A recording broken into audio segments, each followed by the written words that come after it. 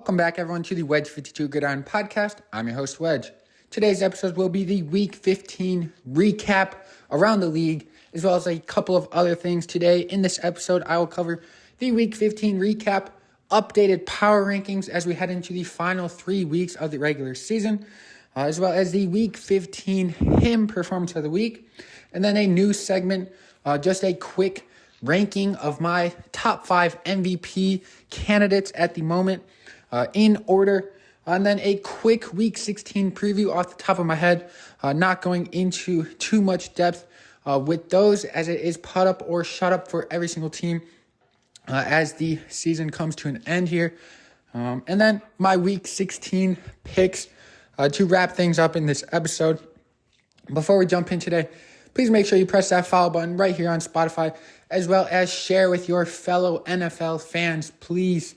And thank you. Let's jump into last week's Thursday Night Football beatdown. The Las Vegas Raiders beat the Chargers 63-21. Easton Stick getting the start for LA. He went 23 for 32, 257 passing yards, 3 touchdowns, and 1 interception. Wide receiver Josh Palmer, 4 catches for 113 yards and a touchdown. Raiders quarterback Aiden O'Connell, 20 out of 34, 248 passing yards, 4 passing touchdowns. Running back Zamir White, 17 carries for 69 yards and a touchdown. Devontae Adams, 8 catches for 101 yards and a touchdown. And then I believe rookie wide receiver Trey Tucker, 3 catches for 59 yards and 2 touchdowns in the blowout win over the Chargers. Their season, not sure if it's quite mathematically done, but they are pretty much done for. After, especially after losing quarterback Justin Herbert, they were already struggling before that. And then, they just allowed 63 points to a Raiders offense who has been, mediocre to worse the entire season. Moving into a couple of Saturday action games, Vikings and Bengals. Bengals won that one 27-24 in overtime. Nick Mullins got the start for the Vikings, 26 for 33, 303 passing yards, 2 touchdowns, and 2 interceptions. Running back Ty Chandler had 23 carries for 132 yards and a touchdown, while rookie wide receiver Jordan Addison had 6 catches for 111 yards and 2 touchdowns. And Justin Jefferson, in his first full healthy game back, 7 catches for 84 yards. Not quite enough to get the job done for the Minnesota Vikings, for the Vikings, who were defeated by the Bengals and quarterback Jake Browning, who went 29 for 42, 324 passing yards, 2 touchdowns, and 1 interception. Running back Joe Mixon, 10 carries for 47 yards and a touchdown. And then Jamar Chase, 64 yards, as well as T. Higgins, 4 catches for 61 yards and 2 touchdowns in the day. And T. Higgins, with the incredible play towards the end of regulation to get the Bengals in the end zone and tie the ball game up, just send it into that overtime period where the Bengals were able to kick the field goal and ultimately win that one there. Moving into the Steelers and Colts. Colts took down the Steelers 30-13. Mitch Trubisky went 16 for 23, 169 passing yards, 1 touchdown, and 2 interceptions, as well as 2 rushes for 1 yard and 1 touchdown. Deontay Johnson had 4 catches for 62 yards and a touchdown. On the Colts side of the ball, Gardner Minshew went 18 for 28, 215 yards, 3 touchdowns, and no interceptions. Big day for the running backs in Indianapolis.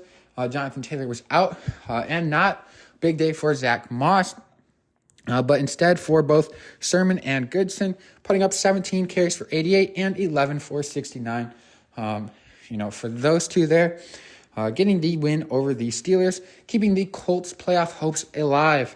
Moving into the Saturday Night Football, Broncos and Lions. Lions handled business very easily, 42-17. Russell Wilson, 18 for 32, 223 yards and a touchdown in the loss, as well as 7 rushes for 6 yards and a touchdown. Wide receiver Jerry Jeudy, 3 catches for 74 yards, and Cortland Sutton, 5 catches for 71 yards. That Lions offense was clicking on all cylinders, getting back to their groove and being able to play through and finish the entirety of the game in that groove, led by Jared Goff. Went 24 for 34, 278 passing yards, 5 touchdowns, no interceptions on the day. Rookie running back Jahmyr Gibbs, 11 catches for 100 yards and a touchdown. 11 rushes for 100 yards and a touchdown, as well as 2 catches for 8 yards and a touchdown. David Montgomery, 17 carries for 85 yards. Amon-Ra St. Brown, 7 catches for 112 yards and a touchdown. And another big day for another Lions rookie, Sam Laporta, 5 catches for 56 yards and 3 touchdowns. Absolutely incredible day by him. Incredible day by Gibbs, Amon-Ra, and Jared Goff. And that Detroit Lions offense getting the big win over the Denver Broncos on Saturday Night Football. Moving into the Sunday action, Kansas City Chiefs beat the Patriots 27-17. Bailey Zappi went 23 for 31, 180 passing yards, 1 touchdown, and 1 interception.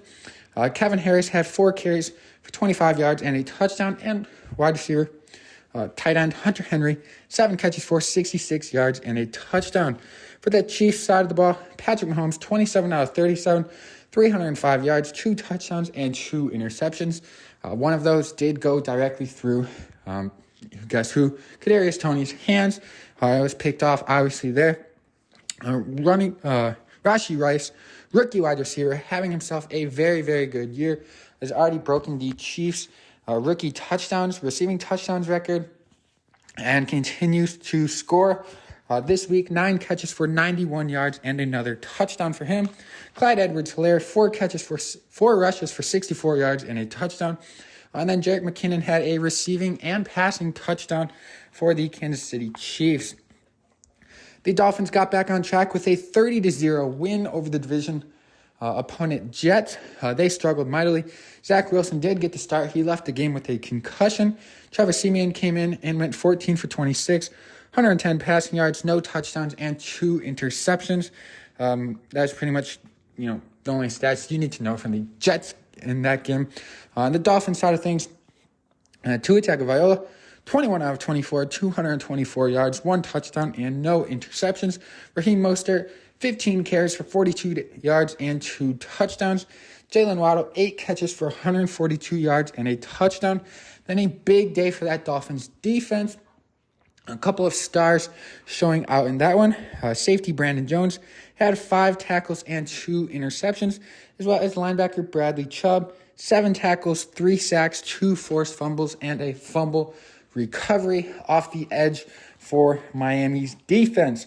Moving into the Browns and Bears. The Browns won that one 20-17 behind Joe Flacco, who's continuing to impress after being out of the league most of the season. Justin Fields, 19 out of 40, 166 yards, 1 touchdown, and 2 interceptions, throwing, as well as 7 rushes for 30 yards on the ground. Montez Sweat for that Bears defense, 7 tackles and 2.5 sacks.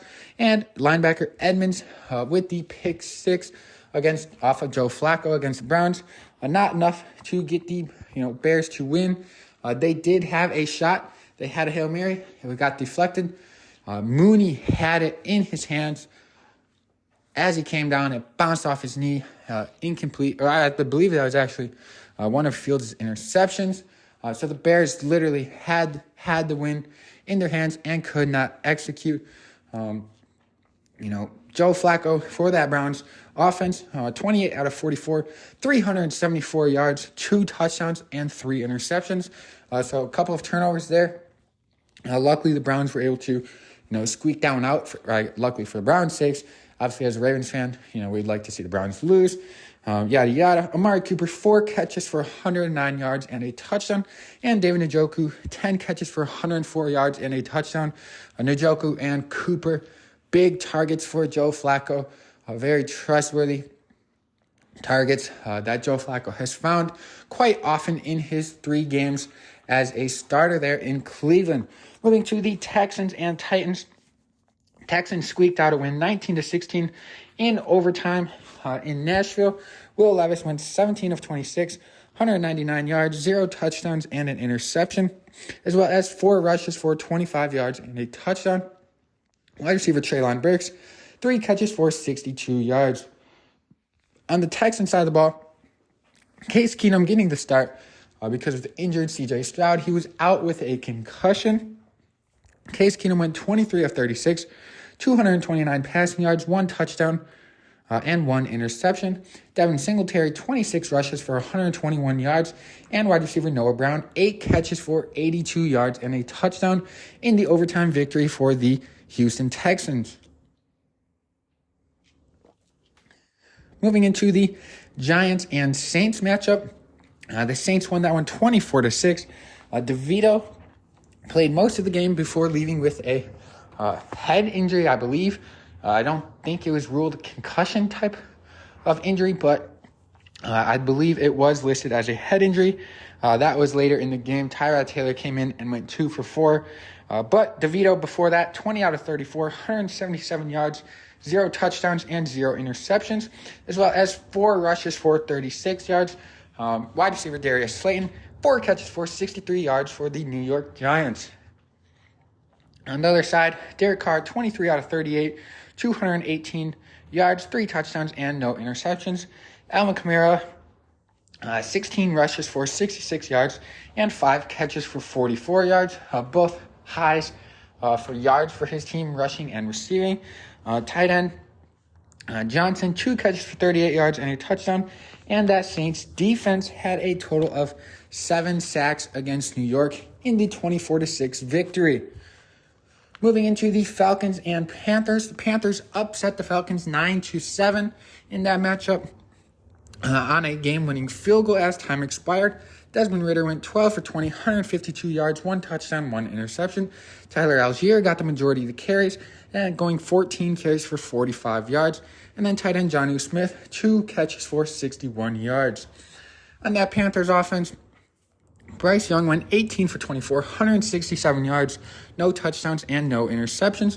Running back Chuba Hubbard, 22 carries for 87 yards, and Adam Thielen, 4 catches for 43 yards.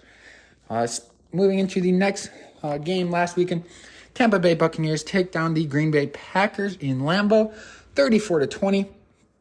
Jordan Love went 29 for 39, 284 yards, 2 touchdowns, and 0 interceptions. Running back Aaron Jones, 13 carries for 53 yards. Wide receiver Wicks had 6 catches for 97 yards on the day. And rookie tight end Tyler Kraft, 4 catches for 57 yards and a touchdown. On the other side of the day, Mr. Baker Mayfield had himself the best game of his career, 22 out of 28, 381 passing yards, 4 touchdowns, and no interceptions on a perfect 158.3 passer rating. Absolute day by quarterback Baker Mayfield. He had some help with the run game being open, and their running back Rachaad White, 21 carries for 89 yards, opened up the run game for him to find Chris Godwin for 10 catches for 155 yards, and Mike Evans for 4 catches for 57 yards and a touchdown. Tampa Bay Buccaneers currently hold the 4 seed as the division leader right there in the NFC South at 7-7, I believe, heading into the next week here. Next matchup, the Arizona Cardinals lost to the 49ers 45-25. Surprisingly, the Cardinals played well again against a, very good team. Cardinals' record definitely doesn't show it, but the Cardinals have been playing well against very, very good teams the entire season. In this one, Kyler Murray, 26 out of 59, 211 passing yards, 1 touchdown, and 2 interceptions, as well as 6 rushes for 49 yards. Running back James Conner, 14 carries for 86 yards and a touchdown. And the running back Derek Carr, 4 rushes for 64 yards and a touchdown, while tight end Trey McBride had 10 catches for 102 yards. For that 49ers offense, Brock Purdy, 16 out of 25, 242 yards and 4 touchdowns. Christian McCaffrey doing it all yet again, 18 rushes for 115 yards and a touchdown, as well as 5 catches for 72 yards and 2 touchdowns. Christian McCaffrey, absolutely incredible. Deebo Samuel, 4 catches for 48 yards and 2 touchdowns, as well as 1 rush for 11 yards.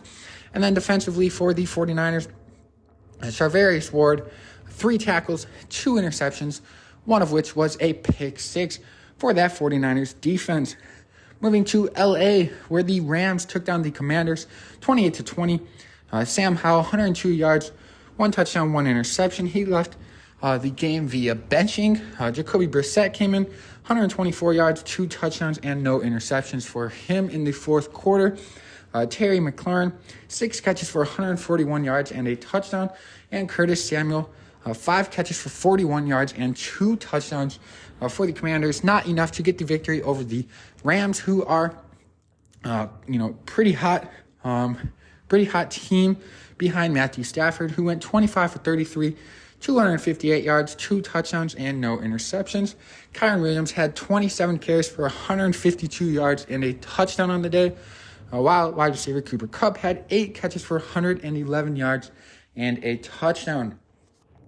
The Cowboys got absolutely pummeled by the Buffalo Bills, 31-10, in what was a bit of an eye-raiser, not in the fact that the Bills were able to win, but that the Bills won by 21 points against a Dallas team that has been very, very hot the past few weeks. Dak Prescott went 21 for 34, 134 yards, no touchdowns, 1 interception. Tony Pollard, 11 rushes for 52 yards and no touchdowns. CeeDee Lamb, 7 catches for 53 yards, as well as a 3-yard rushing touchdown for that Cowboys offense, who scored just 10 points. Josh Allen, 7 out of 15 passing, 94 yards, 1 touchdown, 0 interceptions, as well as 8 rushes for 24 yards and a touchdown. You may be asking yourself, why does Josh Allen only have 15 passing attempts? That is because of James Cook was absolutely cooking in the Sunday victory over the Dallas Cowboys.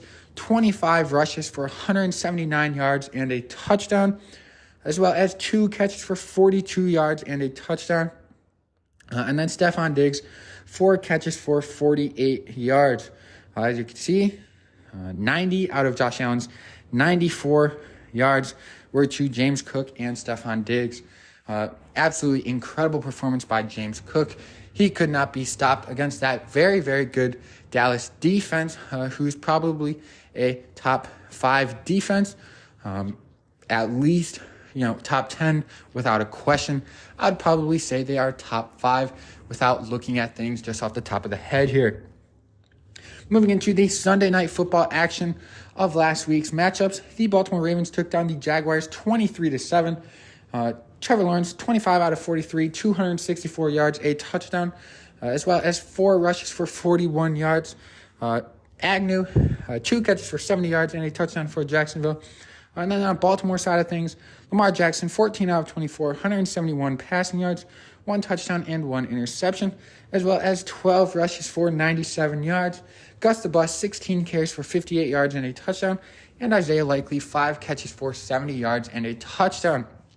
If you want a full breakdown on the Ravens and Jaguars matchup, please check out yesterday's episode on the Wedge 52 Gridiron podcast, where I break down fully the Sunday night football matchup between the Ravens and Jaguars.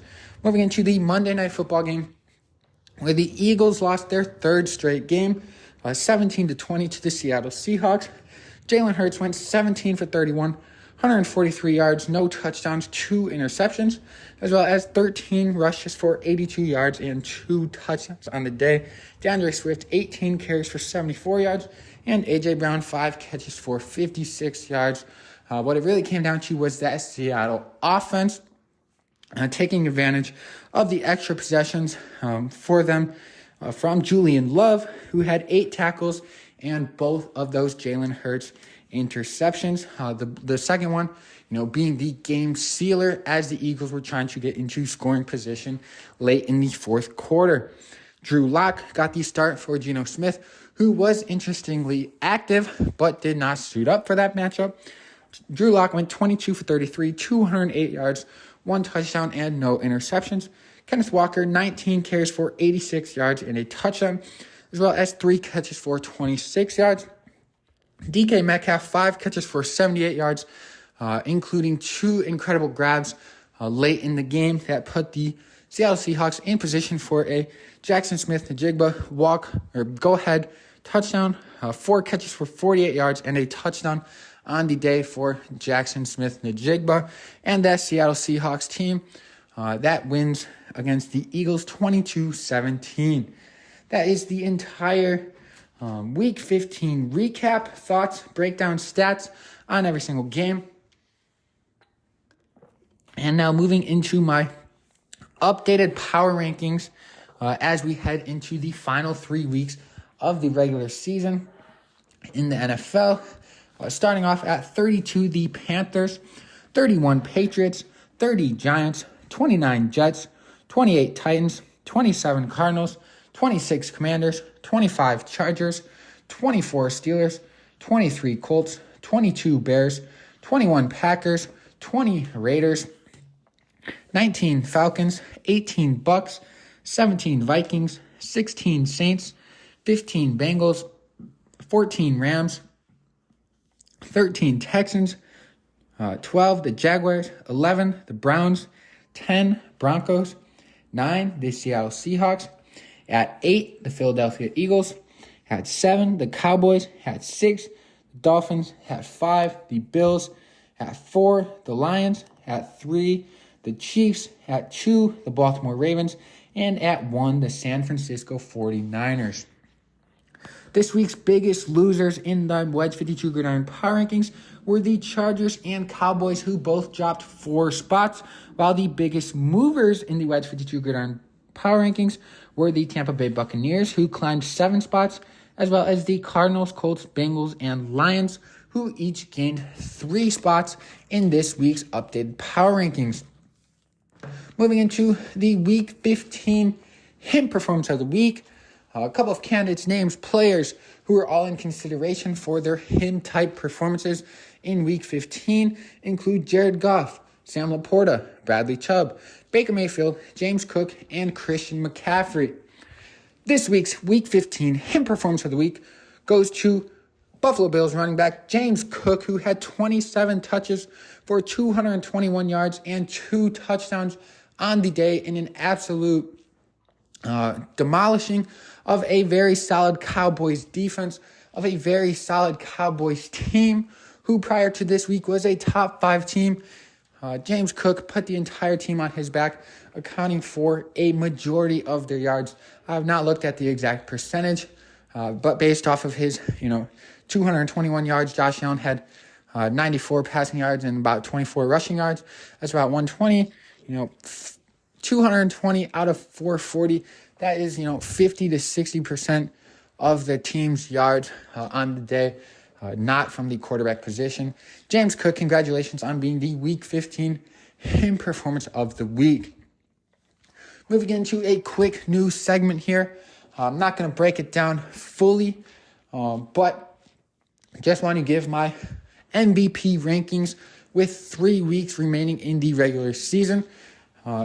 At number 1, I believe the number 1 candidate is Christian McCaffrey.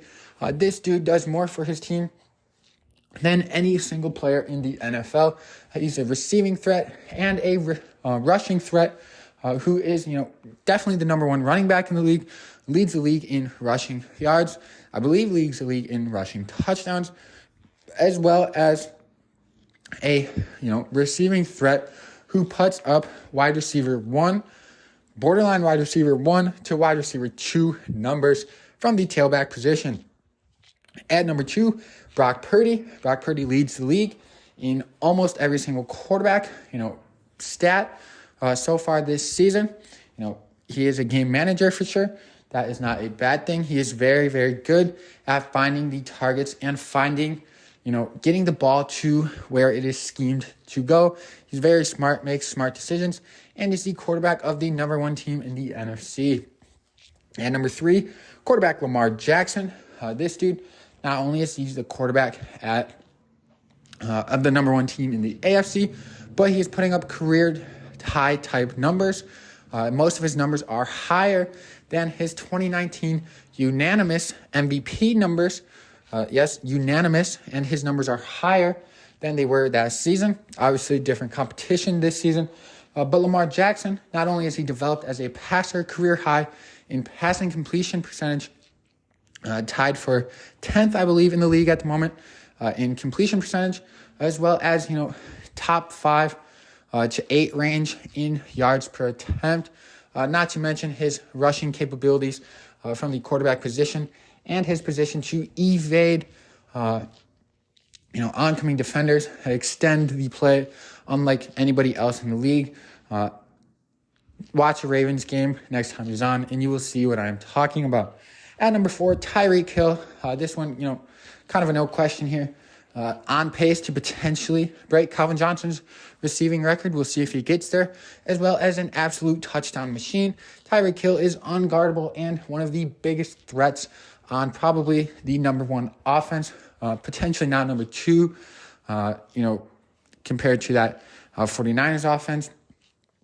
But Tyreek Hill, absolutely amazing, pretty much unguardable. And then at number 5, Dak Prescott. He kind of dropped out after this lackluster performance against the Buffalo Bills. But I would still say he's a strong candidate. And just for bonus rankings, off the rip here at number 6, got to be quarterback Jared Goff. When he is on that Lions team, is a completely different team. And he has been, very high up in yards and passing touchdowns throughout the entire season, as well as, I want to say top 10 in completion percentage at the quarterback position for the Lions. Now moving into the Week 16 preview, I'll give every single matchup in just very, very quick thoughts. Some of them I may have, no thoughts if it's a game of irrelevancy. But, just off the top of the head, no notes prepared or anything. Starting with Thursday Night Football, Saints at Rams. Both of these teams fighting for a playoff position. The Rams will be at home. Rams offense has been clicking behind Stafford, who's very good at decision-making. And Cooper Kupp is starting to get a little bit of explosiveness back, as well as Kyren Williams having himself an absolutely amazing year as a rookie tailback, going against the Saints, who are hoping to get wide receiver Chris Olave back, who I believe missed a game with the concussion last week.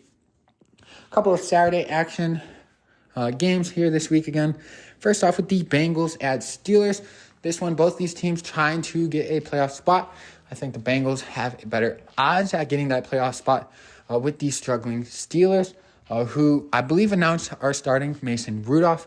Not a good sign for the Pittsburgh Steelers. Another Saturday action is the Bills at Chargers. Bills obviously coming off the huge win against the Dallas Cowboys. The Bills essentially need to win out to make the playoffs. And I expect them to continue that trend this week against the Los Angeles Chargers. Moving into Sunday games, the Lions at Vikings. This will be the first time the Lions played the Vikings this season. And then they play someone else. And then it's Lions-Vikings Week 18 yet again. I expect a good game here by both of these teams. Vikings offense has been struggling despite having, breakout rookie receiver Jordan Addison and now a healthy Justin Jefferson back. We'll see how this one matches up. We'll see if Jared Goff and that explosive Lions offense continues to stay on that trend of finding their groove back. And then we got Seattle Seahawks versus the Titans in Nashville. Seahawks coming off the big win. I would expect Geno Smith to get the start. He was obviously healthy enough to be active. I would expect Geno Smith to get the start. But you never know. They might ride the Drew Lock wave. Geno Smith had been having a solid to good year. Definitely not the Geno Smith we saw last year. But, having a good year, I would expect him to get the start if healthy. Colts at Falcons. Falcons coming off the embarrassing loss to the Carolina Panthers. Meanwhile, the Colts coming off a nice win against the Steelers. Colts keeping their playoff hopes alive. I believe at the moment they are currently holding the 7th seed in the AFC. They are fighting for every win they can get to try and sneak into the playoffs. The Browns at Texans is an interesting one. I would expect quarterback C.J. Stroud to be active. He was dealing with a concussion going against a Browns team who is very hot behind quarterback Joe Flacco. The Texans After dropping a couple of games in the past few weeks, it is now or never. Put up or shut up for the Houston Texans if they want to sneak into those playoffs here coming up. Packers at Panthers. Now, Panthers obviously eliminated from the playoffs. Packers, I'm not sure if mathematically if they are, but I would say the odds are not in their favor either way. They need to probably win out and get some help from others. Commanders at Jets. I believe both of these teams are mathematically eliminated from the playoffs. Jaguars at Bucks should be an interesting one. Both these teams are the 4 seeds in their respective conferences.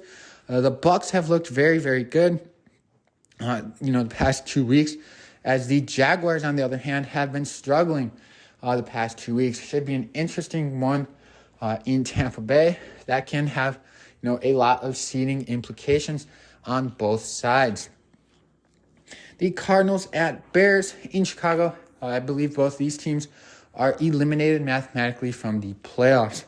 But both these quarterbacks probably still trying to show what they are capable of, as both teams, are going to have a decision, at the general manager, thought process on who their future quarterback's going to be.